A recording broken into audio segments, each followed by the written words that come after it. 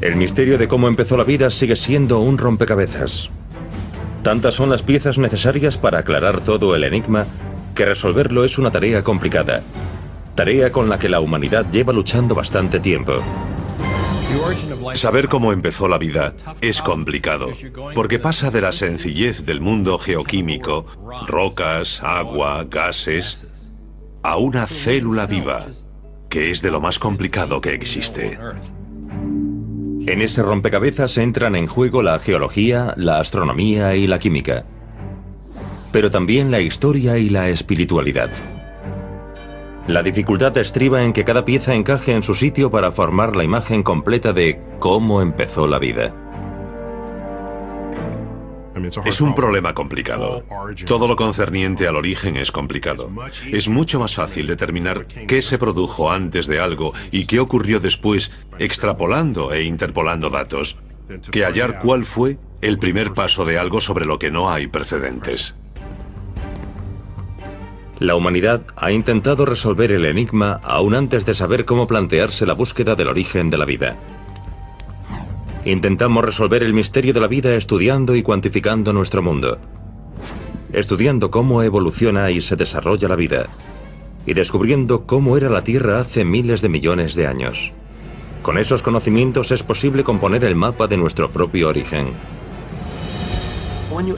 Cuando te planteas cuál fue el origen de la vida, no solo te preguntas cómo llegamos aquí, por qué hay jirafas y cebras en África y cosas así, sino que te preguntas algo mucho más profundo.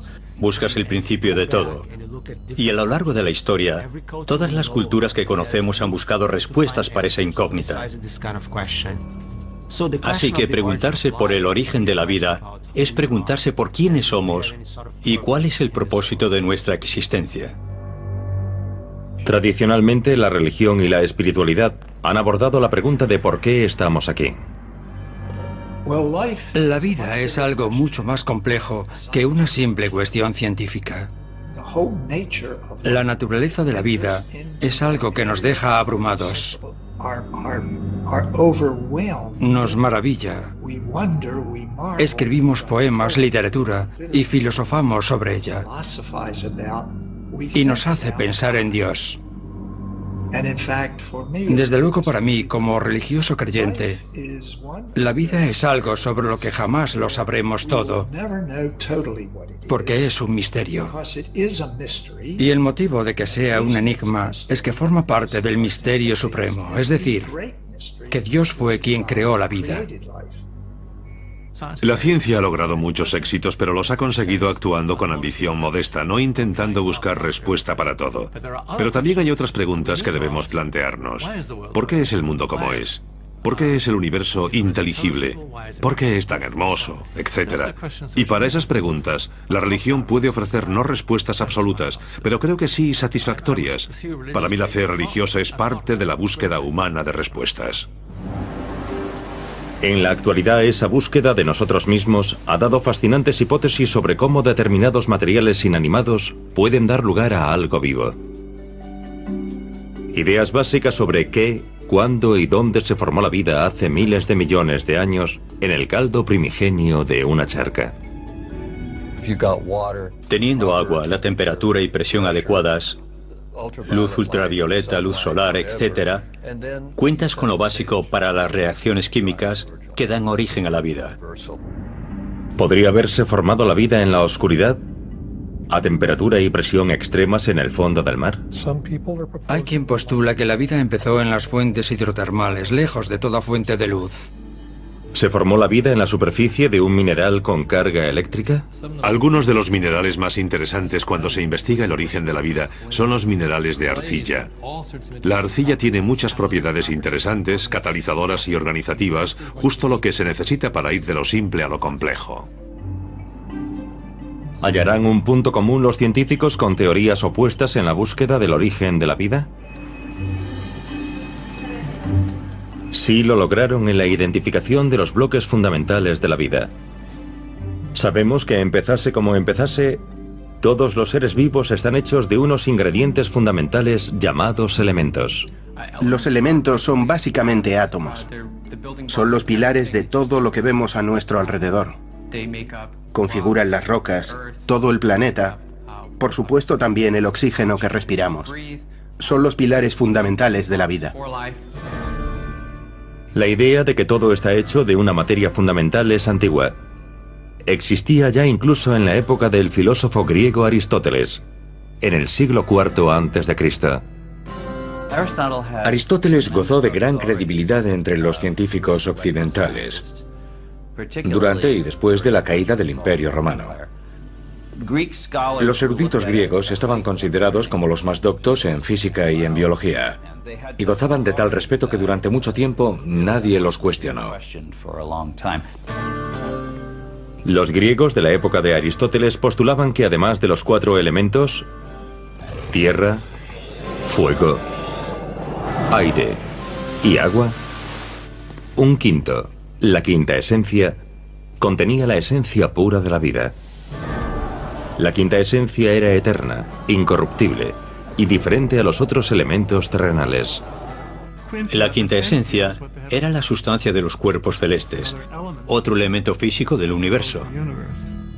Aristóteles creía que la quinta esencia estaba relacionada con la creación de la vida. Hoy sabemos que los elementos configuran no solo la vida, sino todo el universo. Y casi todos los elementos, incluidos los esenciales para la vida, se forman en las nubes de escombros resultantes del estallido de estrellas hace miles de millones de años. Todo lo que existe surgió de la misma sustancia básica. Y ese paralelismo entre la química de los humanos y todo lo que pasa en nuestro planeta y en cualquier parte nos acercó mucho más al resto del universo de lo que imaginábamos.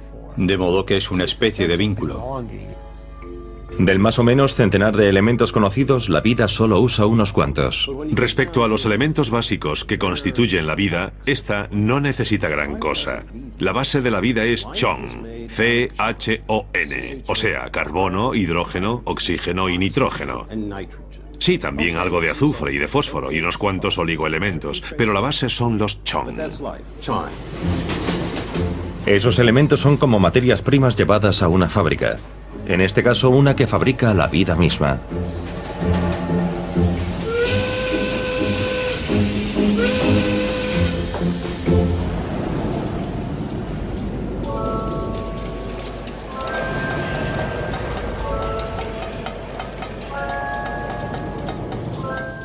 Tome, póngase esto. No quiero que se haga daño en su primer día en la fábrica de la vida. Como saben, aquí es donde hacemos vida. Yo soy el encargado aquí, así que los voy a guiar. Voy a enseñarles todo el proceso, pero no toquen nada. Y procuren no pisar nada, porque podría estar vivo. Por allí está el muelle de carga. Es donde tenemos todas las materias primas, los elementos, el carbono, hidrógeno, oxígeno, nitrógeno, etc. Están listos para añadirse y mezclarse. Y esos también son los elementos básicos que contribuyen a la vida en nuestro planeta. Bueno, aquí, cuidado con la cabeza.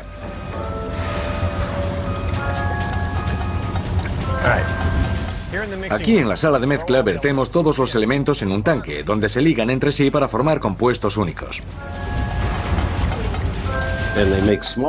Forman pequeñas moléculas como dióxido de carbono, metano, y todas son solubles en agua. H2O, que vuelve a ser hidrógeno, y oxígeno, dos de los elementos requeridos.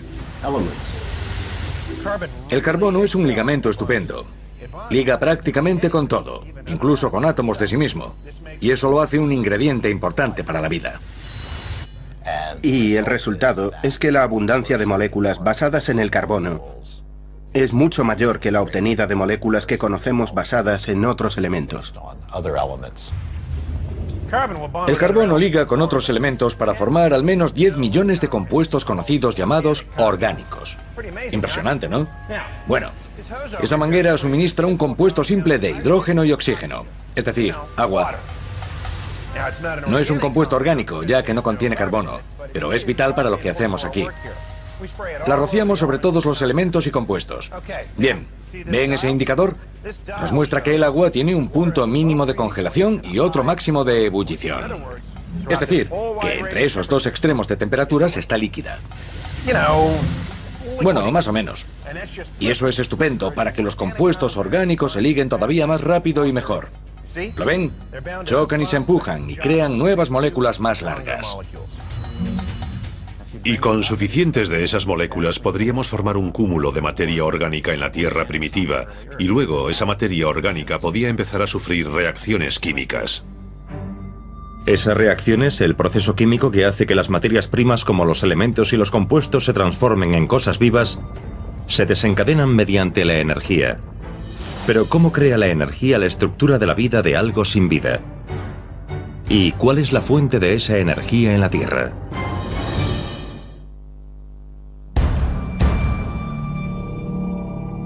Para resolver el misterio de cómo surgió la vida se empieza por identificar las piezas básicas que forman los seres vivos. Los elementos y compuestos son solo el inicio químico de los pilares de la vida. Así que, ¿cómo llegamos desde los elementos y compuestos a una unidad de materia viva, a algo llamado célula? La célula es la unidad fundamental de la vida. Hace mucho tiempo se creía que era solo un cúmulo de enzimas. No obstante, las recientes investigaciones biológicas demuestran que en realidad es un complejo conjunto de orgánulos, de estructuras más pequeñas que ayudan a la célula a estar viva. Creo que lo más fascinante sobre la célula como pilar estructural, como sala de máquinas, es que contiene un microcosmos de vida propio. El proceso que transforma los compuestos orgánicos en las células es tan complejo que nadie lo conoce en su totalidad. Nos falta un gran sector del rompecabezas de cómo empezó la vida. Pero ya hemos completado gran parte, y la energía es una de las claves de lo que ocurre en la fábrica de la vida. Las reacciones químicas las desencadena la energía. Tome, póngase las gafas. Aquí en la fábrica utilizamos lámparas nucleares especiales que simulan la luz solar, una fuente de energía primordial en un planeta como la Tierra. Esa es la clave de todas las reacciones, del crecimiento y la complejidad. Si hay un elemento esencial en toda la ciencia, en los procesos naturales, es el flujo de energía, tanto interna como externa.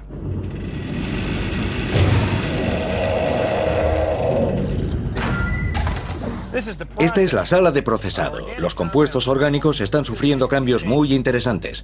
Ya no son simples ingredientes, ahora están haciendo cosas. Veamos qué tenemos. Bueno, hay azúcares e hidratos de carbono que almacenan energía en sus enlaces moleculares. Si rompemos esos enlaces, podremos utilizar esa energía y eliminar los residuos. Eso se llama metabolismo, y es uno de los 3 procesos clave que todos los seres vivos deben realizar. Necesitamos ciertos elementos químicos para que, cuando absorbamos algo, reaccionen con lo absorbido y extraigan energía de él. Si comes un trozo de pan, de pronto vuelves a sentirte bien y tienes energía. ¿Y cómo ha ocurrido? Pues porque dentro de ti se producen muchas reacciones que hacen que eso sea posible. Por tanto, la capacidad de metabolizar es muy importante. Esa sustancia pegajosa es un lípido.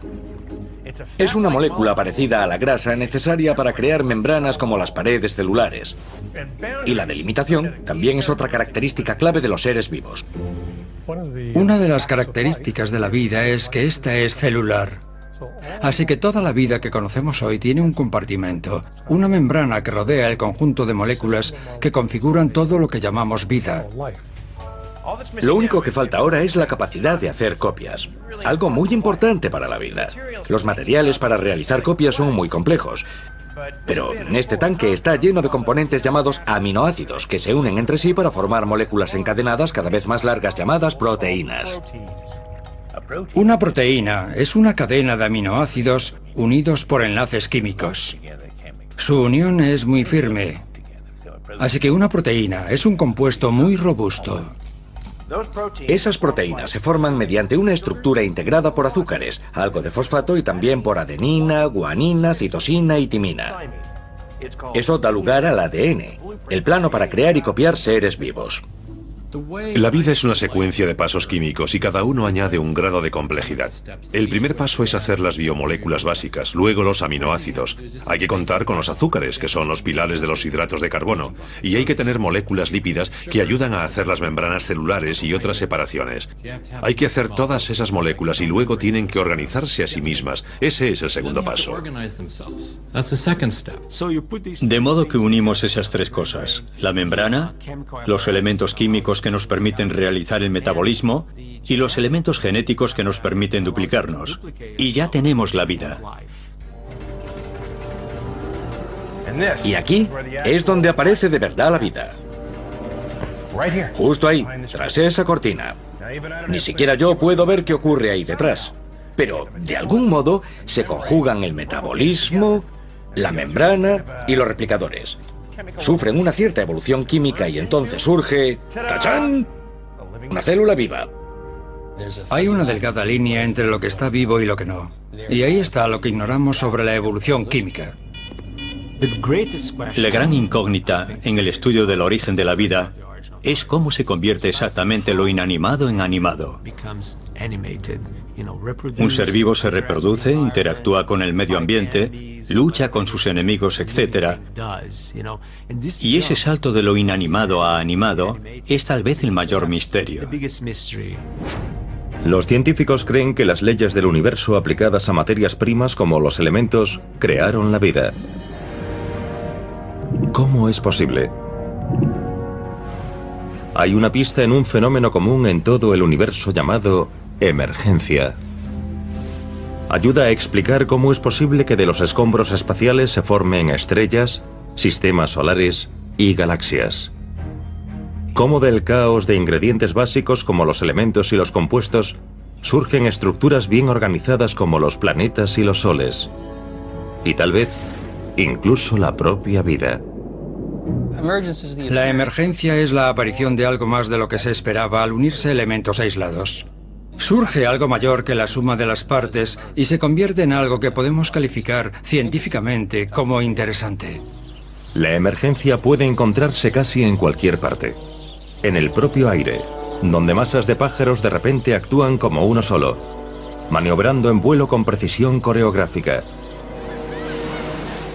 O en una playa a finales de verano.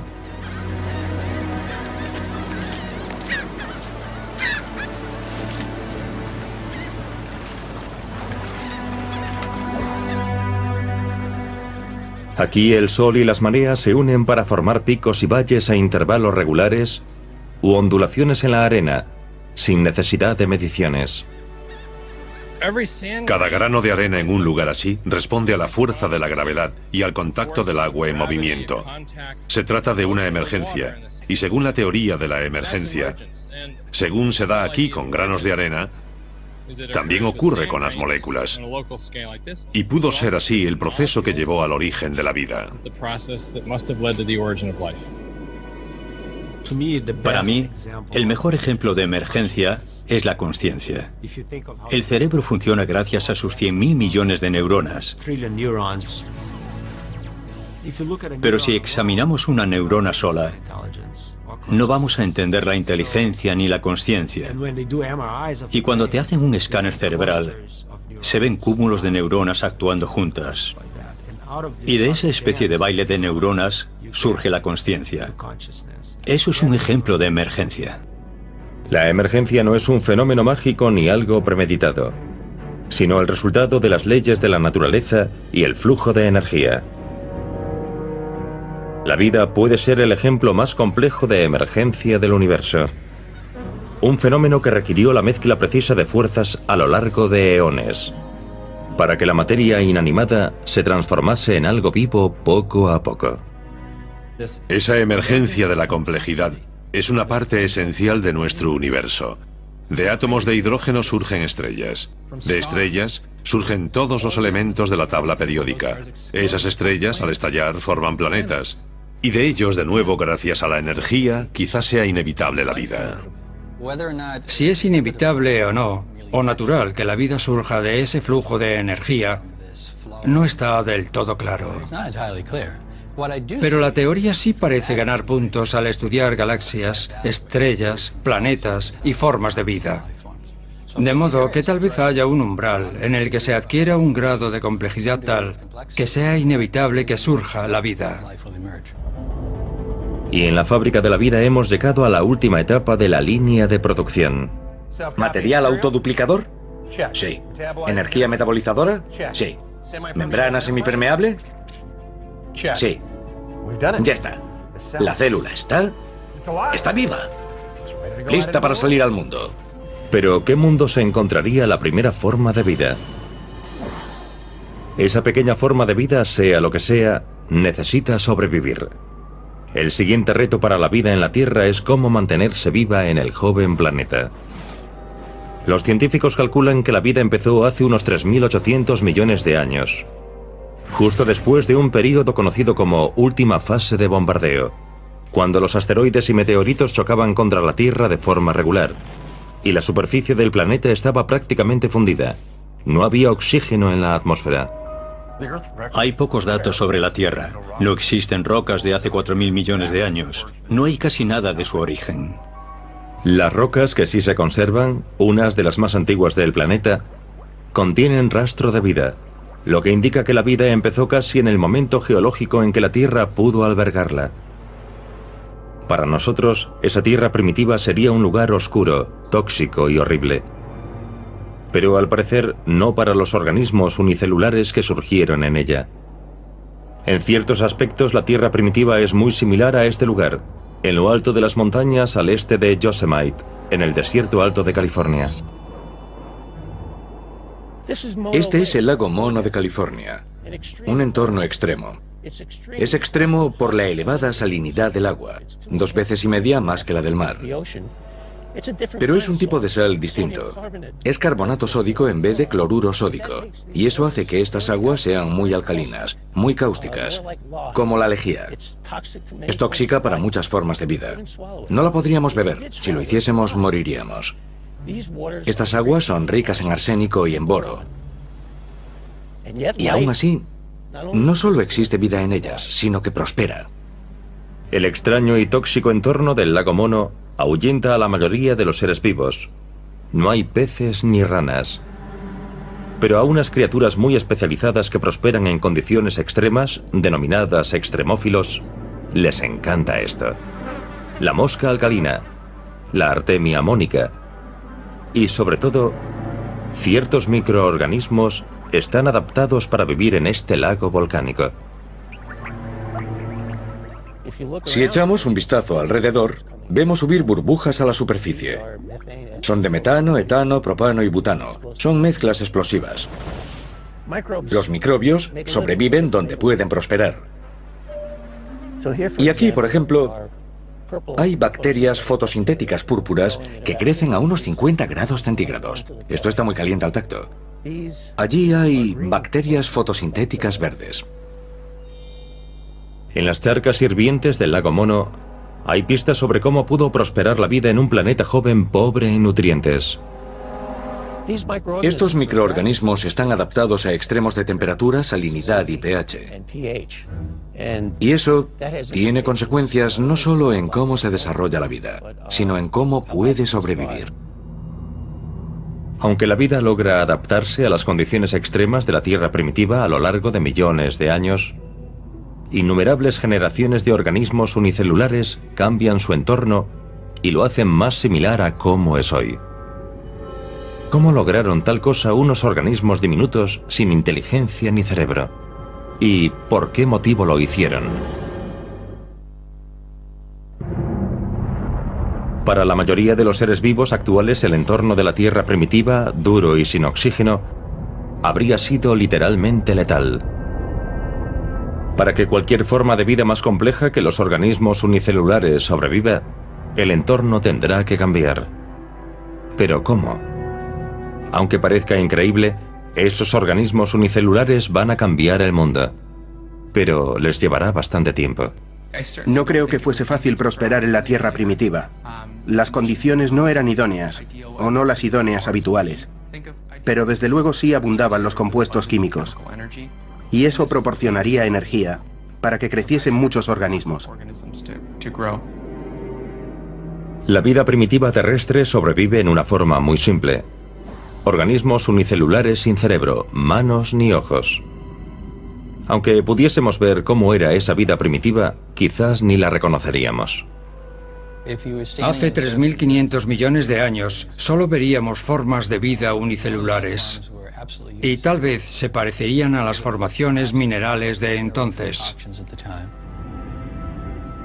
Los primeros terrícolas con el tiempo se propagaron por todo el planeta, posiblemente a través de los mares o incluso la atmósfera. Esas pequeñas células fuertes aprovechan la energía y hacen copias de sí mismas durante millones de años. Y algunas de esas primeras especies han sobrevivido y prosperado hasta nuestros días. Una antigua forma de vida que aún existe en la Tierra es un organismo unicelular que vive en colonias rocosas en la costa de Australia. Estamos en Bahía de los Tiburones, Australia Occidental, un lugar único en la Tierra. También es un lugar donde se dan unas formaciones de materia muy raras que vemos por todas partes, llamadas estromatolitos.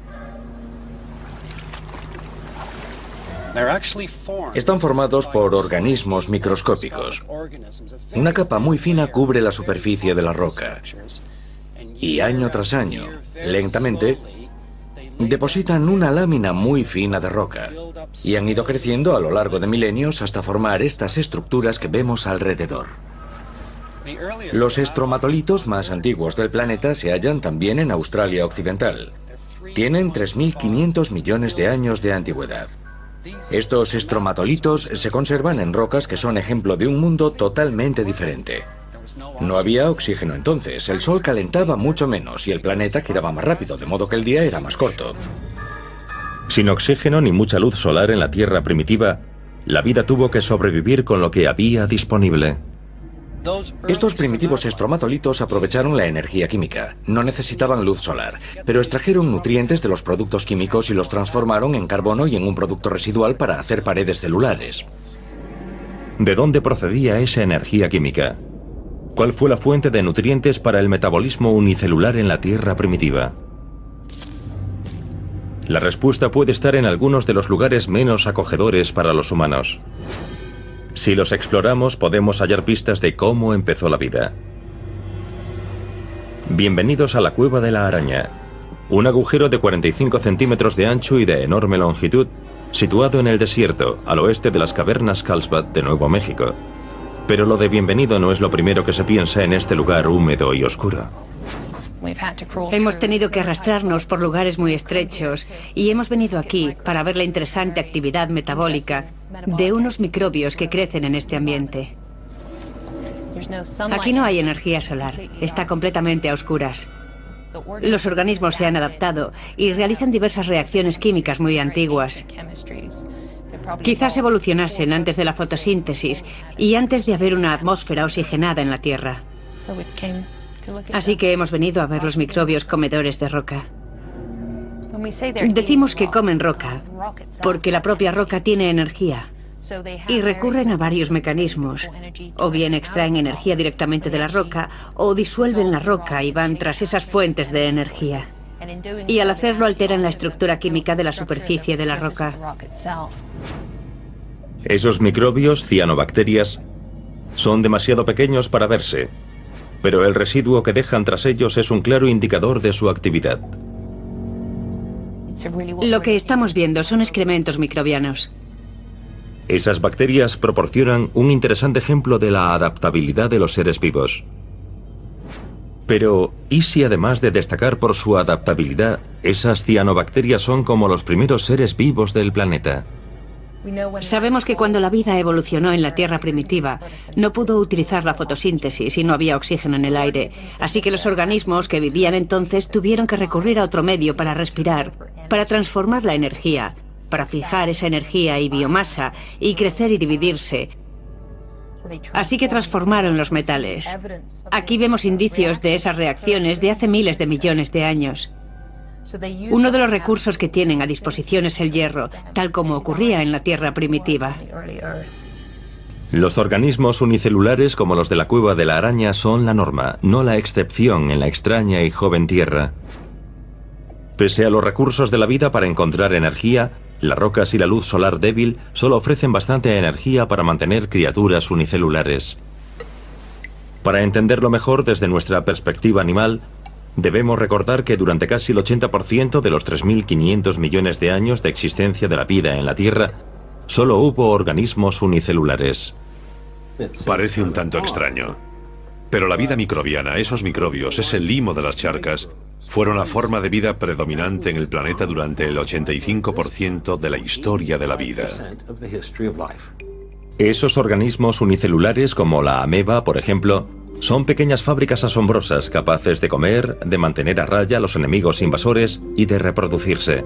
Fíjense en la membrana que contiene las tripas de la ameba y consta de lípidos. Esta ameba está extendiendo una protuberancia o pseudópodo. Esto es el interior de una cámara o vacuola alimentaria. Contiene enzimas que rompen el alimento en moléculas. Otras vacuolas captan y expulsan agua.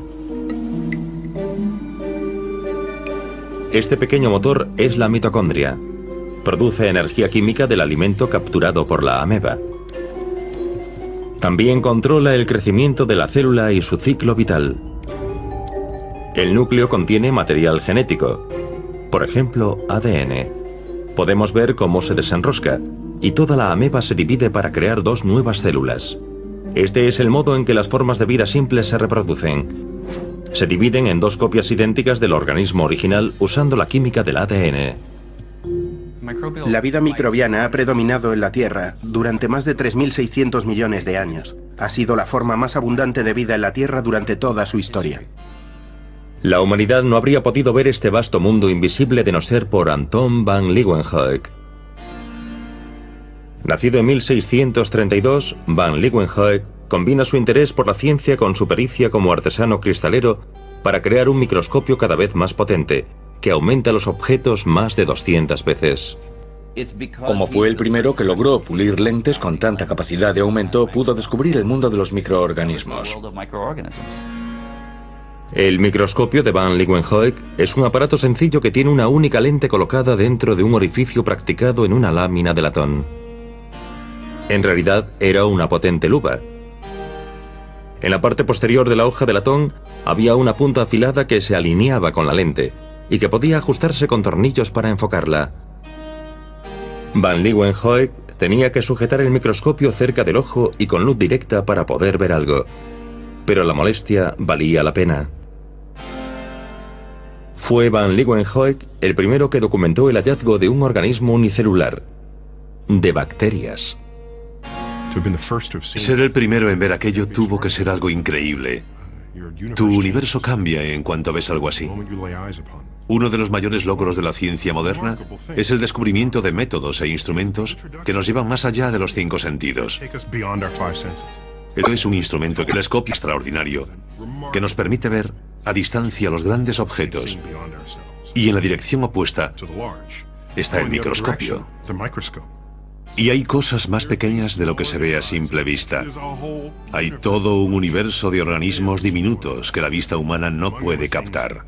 Entre ellos hay algunos que nos pueden matar. Por tanto, el microscopio no fue un avance menor que el telescopio.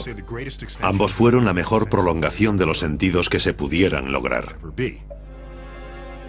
En la mayoría de los organismos unicelulares, lo que ocurre dentro de sus cámaras, su metabolismo, se basa en un proceso químico llamado fotosíntesis. Un proceso que usan la mayoría de las plantas que conocemos. La fotosíntesis es en esencia la transformación de la luz en energía. El mecanismo fotosintetizador es solo un cúmulo de enzimas. El derivado de ese proceso es el oxígeno. Cuando apareció el oxígeno, la vida dio un gran salto adelante. Y el oxígeno apareció en gran parte debido al metabolismo de las células primigenias que liberaron oxígeno a la atmósfera. La fotosíntesis es solo posible en la Tierra primitiva cuando el Sol empieza a madurar y a producir más calor. La Tierra capta hasta un 30% más de energía solar, energía que los organismos unicelulares productores de oxígeno pueden usar. De no ser por la producción biológica de oxígeno, no habría ninguno libre en la atmósfera. Y con miles de millones de organismos unicelulares expulsando oxígeno, la Tierra, antes casi carente de ese elemento, adquiere una atmósfera rica en oxígeno. Si necesitas mucha energía, el oxígeno es la forma más eficiente de obtenerla. Y los animales necesitan muchísima. La vida en la Tierra cambió su propio entorno, creando una situación proclive a la vida pluricelular aún antes de que existiese. Esos pequeños organismos, esas cianobacterias, lograron cambiar el mundo y el futuro del mundo. Pero ¿cómo pasa la vida de organismos unicelulares a pluricelulares? De liberadores de oxígeno a otros que lo respiran. Lo consigue cometiendo muchos errores, con copias erróneas, mutaciones. De no ser por los errores de los organismos unicelulares, los animales como el hombre tal vez no habrían surgido en la Tierra para resolver el enigma de cómo empezó la vida. El rompecabezas de cómo empezó la vida va tomando forma. Ya se conocen grandes detalles, los ingredientes que componen la vida, los procesos que la definen, la unidad fundamental de la vida, la célula, incluso su entorno, y que con el tiempo los organismos unicelulares transformaron ese entorno en otro rico en oxígeno. Todas esas piezas ya están en su sitio. El siguiente paso es descifrar cómo evolucionó la vida de organismos unicelulares hasta los complejos animales pluricelulares que respiran oxígeno. Creo que los animales son organismos tan eficientes que la evolución, una vez que sabe cómo hacer un animal, hace cantidad de ellos. Y eso me parece maravilloso. Para reproducirse, los organismos unicelulares se sirven del ADN, el plano para construir una célula. El ADN del núcleo se despliega. Luego, cada filamento se combina con un nuevo compañero, tras lo cual la célula se divide en otras dos células idénticas, donde antes solo había una célula madre. La réplica es la base de todo. Hay otras muchas moléculas, tal vez otras protocélulas que compiten por los mismos recursos que tú quieres. Y si aprendes a reproducirte, entonces puedes apoderarte de esa energía para los tuyos y apartar de tu camino a los demás. Y entonces triunfas. Pero las copias no siempre son perfectamente idénticas. Pueden tener ligeras variaciones. Y eso es algo bueno. Muy bueno. La variación es la esencia de la evolución. Es lo que la hace funcionar mejor. Y si hay muchas variaciones, no todas podrán sobrevivir. Siempre habrá más individuos de los que el entorno puede soportar. ¿Quién sobrevive? La mutación puede darle a una criatura una ventaja para sobrevivir en un hábitat concreto. Y en una tierra en evolución hay cantidad de hábitats, calientes, fríos, húmedos y secos. Con el tiempo, las mutaciones produjeron gran variedad de organismos unicelulares muy diferentes. Hace unos 3.500 millones de años empezó la vida. Pero las amebas surgieron hace solo 1.500 millones de años. Y las formas de vida más complejas aparecieron hace unos 500 millones de años. Hizo falta muchísimo tiempo para que la vida pasara de los organismos unicelulares primitivos a los pluricelulares y a la exuberancia. Esa exuberancia fue consecuencia de una mejor forma de reproducción de los seres vivos. Una forma que garantizaba la variación y aseguraba que cada generación fuese distinta a la anterior. Esa mejora, en sí misma una mutación, se denomina sexo. Han oído bien, sexo, reproducción. Mucho mejor que dividirse en dos. La reproducción sexual es interesante porque permite que los organismos mezclen y emparejen sus genes. De modo que una mutación que surge en un organismo puede transmitirse a una población, porque ese organismo aporta genes además de otro organismo a una prole. Así que la reproducción sexual da una gran cantidad de variantes genéticas diferentes. En otras palabras, el sexo garantiza la variación. Y esas variaciones con atributos que se adaptan mejor al entorno evolucionan y lo aprovechan en un proceso denominado selección natural. La evolución es la capacidad de un organismo para cambiar con el tiempo, y la selección natural es la aplicación de eso al entorno natural. Hay cambios que se acumulan con el tiempo, y la selección natural dice si son buenos o no. Si con ellos podrás sobrevivir mejor, si podrás tener más hijos, en cuyo caso tus genes son más importantes. Tus genes estarán más presentes en generaciones futuras, o si esa mutación, ese cambio es dañino, en cuyo caso tu línea tiende a desaparecer. Durante una época de hace unos 500 millones de años, conocida como explosión cámbrica, la Tierra se convierte en una auténtica orgía sexual. Los organismos que respiran oxígeno se ponen a la faena, y las criaturas evolucionan hacia seres multicelulares y las mutaciones se suceden. Sabemos que cuando pasamos de organismos unicelulares a otros pluricelulares, también se da la gran revolución sexual, con lo que surgen los primeros animales en gran número. La explosión cámbrica es tanto una explosión sexual como una explosión de animales. Sabemos de la explosión cámbrica gracias a lugares como este, a 2.500 metros de altura en las rocosas canadienses. Esta ladera desolada fue antaño, hace 250 millones de años, una charca mareal. Estamos en la cantera de Walcott, en el Parque Nacional de Yoho, y estamos viendo una imagen del esquisto de Burgess. Se trata de un yacimiento clave de fósiles blandos.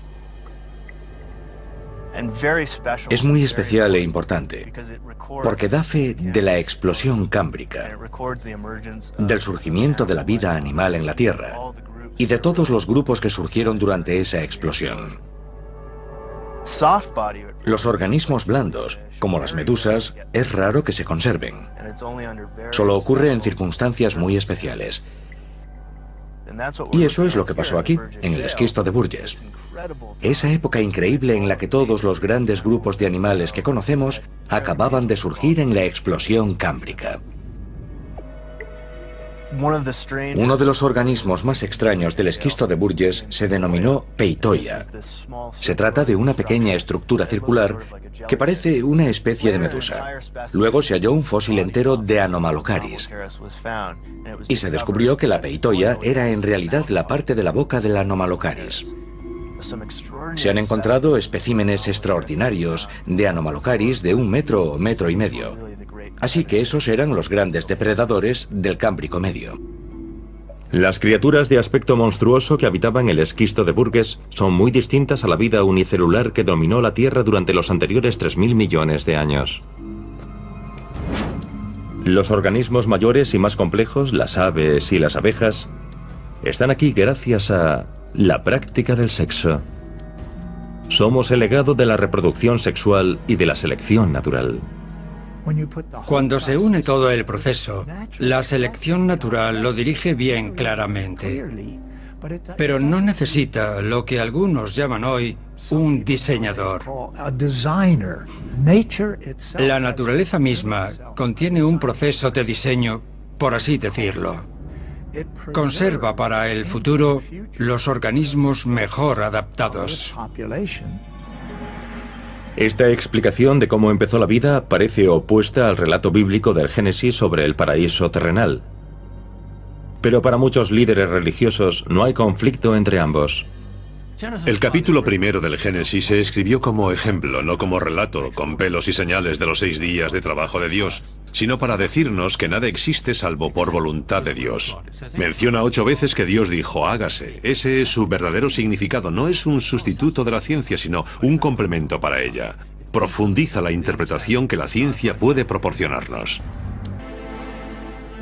Lo más maravilloso sobre nosotros, lo más asombroso, es que la materia inorgánica e inanimada puede organizarse hasta un nivel de complejidad tal que no solo adquiera vida, sino que también pueda pensar sobre lo que es y cómo llegó a ser lo que es. Eso para mí es lo más maravilloso de estar vivo. Las circunstancias naturales que permitieron que surgiese la vida quizás fueron insólitas, tal vez extrañas, una posibilidad remota. Pero se dieron, Al menos por esa vez.